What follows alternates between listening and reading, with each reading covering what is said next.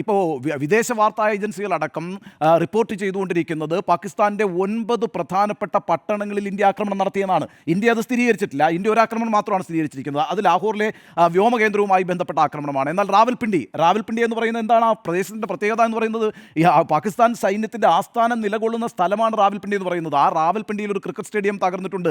റാവൽപിണ്ടിയിൽ മാത്രമല്ലല്ലോ, കറാച്ചിയിലും ലാഹോറിലും ഒക്കെ ഇന്ന് ഡ്രോൺ അറ്റാക്കുകൾ ഉണ്ടായിട്ടുണ്ട്. ഈ ഡ്രോൺ അറ്റാക്കുകളെല്ലാം തന്നെ ഇന്ത്യ ആസൂത്രണം ചെയ്തതാണെന്ന് പറഞ്ഞിരിക്കുന്നത് പാകിസ്ഥാന്റെ മിലിറ്ററി വക്താവാണ്.